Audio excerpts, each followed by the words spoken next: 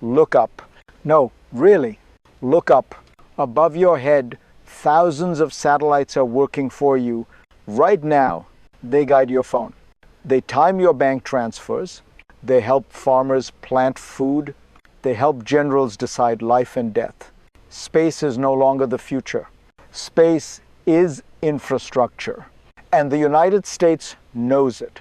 That is why Donald Trump wants to reset U.S. space policy. Not to explore, not to cooperate, but to dominate Moon by 2080, a permanent lunar presence by 2030, nuclear power in space, missile defense beyond Earth. The language is muscular.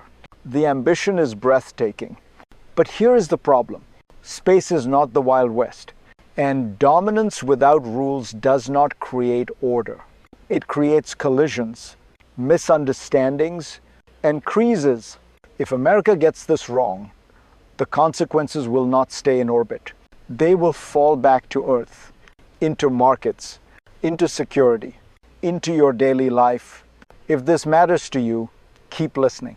Because to understand this policy, we must first understand the system it is trying to fix. The problem this policy is trying to solve is not abstract. It is structural. The United States depends on space more than any other country. Navigation, communications, intelligence, timing. Thousands of satellites quietly hold the modern economy together. Remove them and daily life breaks. But America is no longer alone up there. China is rising as a near-peer competitor. Dozens of other countries are launching satellites of their own. More than 90 states now have assets in orbit. Space is crowded, fast, fragile. Every new launch increases the risk of collision. Every new weapon increases suspicion. Every absence of rules increases uncertainty. Trump's new policy starts from this fear that dominance is slipping, that competitors are closing the gap, that speed matters more than consensus.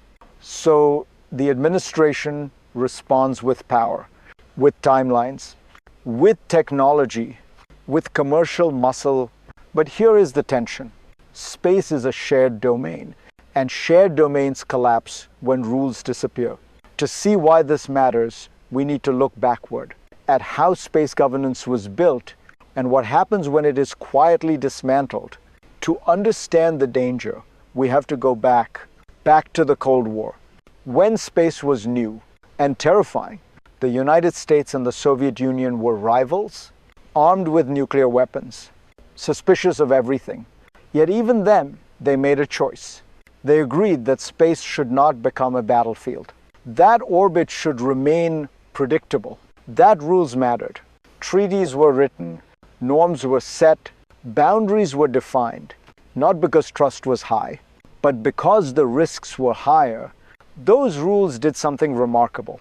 They allowed competition without catastrophe, exploration without constant fear, growth without permanent chaos.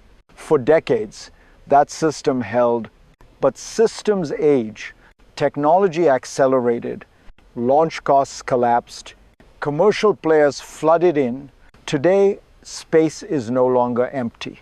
It is congested, crowded with satellites, debris, ambitions, and the old rules are straining. Trump's policy is born into this moment. A moment where history is fragile and shortcuts are tempting. The question is not whether America should lead. It is how, because when systems break quietly, crises do not arrive quietly. And the first cracks are already visible. The first crack appeared quietly, almost unnoticed. Every year, a small technical body meets under the United Nations. Engineers, scientists, policy experts, their job is simple: make space safer, reduce collisions, set basic practices everyone can live with. This year, they did exactly that. The recommendations were modest, non-binding, technical, designed to help the leading space power most of all. The United States helped write them, and then at the final moment, Washington said no. The resolution passed anyway. by a vote of 171 to 1. 171 countries said yes. America stood alone. Not because the rules were dangerous, but because they mentioned sustainability and climate. Words this administration rejects on principle. This was not a dramatic crisis. No explosions, no headlines. But in systems like space, symbolism matters. When the leader refuses the rules, others stop trusting the system. And when trust erodes, miscalculations multiply. If you think this is just bureaucracy, pause. Because small refusals like this are how shared domains unravel. And the unraveling is accelerating. What makes this more dangerous is what sits beneath the surface. The policy is not just about rockets. It is about structure. Trump's executive order centralizes power, then quietly removes guardrails. The National Space Council is dismantled, a body designed to coordinate, to slow mistakes, to balance ambition with restraint. In its place, authority fragments. Agencies race deadlines, interagency plans are rushed. 90 days, 180 days, speed becomes the signal. At the same time, the policy shifts weight toward commerce, private launch, private stations, private infrastructure. This is not wrong. Commercial space has transformed the industry. But markets do not create rules. They respond to incentives. Without shared standards, competition becomes congestion. Congestion becomes debris. Debris becomes denial of access. The policy leans on alliances through the Artemis Accords, a coalition of willing partners, like-minded states, useful, important, but incomplete, because space is not owned by allies alone. It is shared by rivals and by everyone else. And systems fail when rules apply only to friends. That is the mechanism hiding in plain sight. And it sets the stage for the next shock. The second shock is more subtle, but far more dangerous. The United States depends on space more than anyone else. Not emotionally. Operationally, military intelligence, financial timing, global navigation. If space becomes unstable, America loses first. And yet, the new policy pulls in opposite directions. On paper, it promises dominance. In reality, it weakens the foundation. Budgets tell the story. While the rhetoric expands, funding contracts, NASA faces deep proposed cuts. Science budgets are slashed, universities are pressured. This is not cosmetic. This is structural. Space leadership is not built only on launches. It is built on research, on talent, on institutions that compound knowledge over decades. You cannot surge expertise on a deadline. You cannot outsource legitimacy. You cannot dominate a system you are hollowing out. Meanwhile, competitors watch carefully. They see ambition without coherence, speed without consensus, power without stewardship. In space, perception is reality. If others believe the system is breaking, they prepare for conflict, not cooperation. That is how arms races begin. Quietly, logically, inevitably, and once that logic takes hold, no executive order can reverse it, because the damage is already systemic. Now bring this closer to you, because this is not really about geopolitics. It is about dependence. You do not see space, but you rely on it constantly. Your phone knows where you are because satellites agree on time. Markets open and close because clocks in orbit stay precise. Planes land safely because signals arrive without interference. When space is stable, life feels normal. When it is not, nothing works the way it should. Imagine navigation degrading, not failing completely, just enough to cause errors, deliveries late, flights rerouted, financial systems desynced.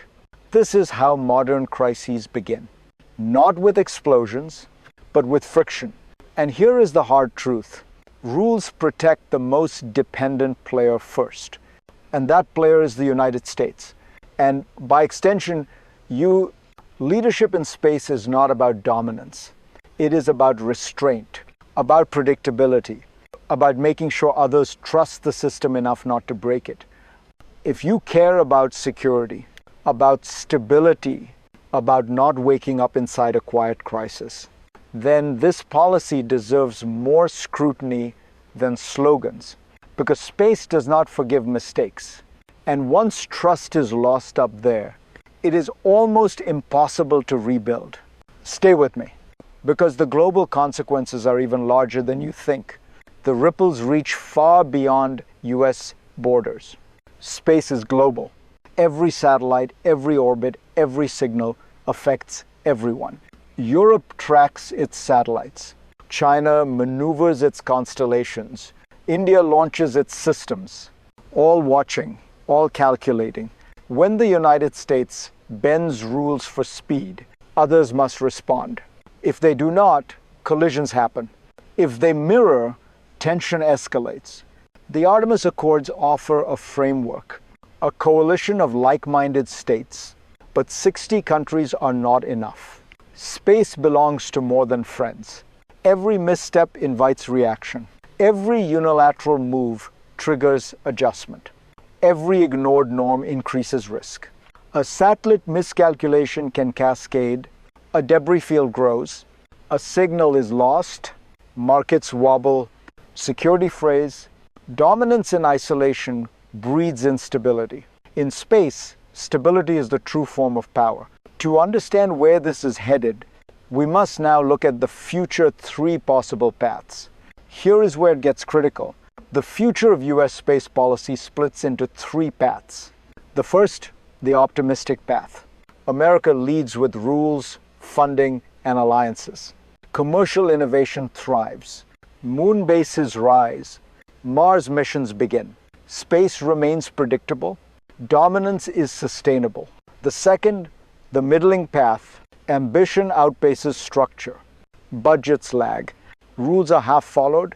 Some cooperation exists, but mistrust simmers. Satellites collide. Markets wobble. Leadership is questioned.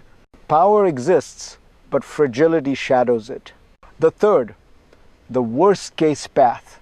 Dominance rhetoric ignores rules entirely. Budgets crumble. Competitors act aggressively. Debris multiplies. Signals fail. Miscalculations escalate. Chaos spreads from orbit to Earth. A system once secure becomes precarious. The lesson is clear. Ambition without stewardship is dangerous. Speed without order is reckless. Leadership is measured not by who arrives first, but by who preserves stability for all. The choices made now will echo for decades. And if America gets this wrong, the costs will be felt everywhere, in economies, in security, in everyday life. The story comes full circle. America stands at a crossroads in space. Ambition is soaring. Innovation is vibrant. Power is within reach. But power alone is not leadership. Leadership is responsibility. It is foresight. It is building a system that others trust, even when it limits your immediate advantage. The new policy offers opportunity. Moon bases, nuclear power in orbit, commercial expansion, but it also risks hubris, rushing timelines, cutting funding, ignoring rules, turning a shared domain into a battlefield. If you care about security, stability, and the future of technology, pay attention. Demand that space leadership be about stewardship, not just dominance. Because the choices made today will determine whether space becomes a playground for power or a proving ground for chaos. The United States can lead, but only if it chooses wisely. And that choice begins with awareness. Your move, America. Your future and ours depends on it.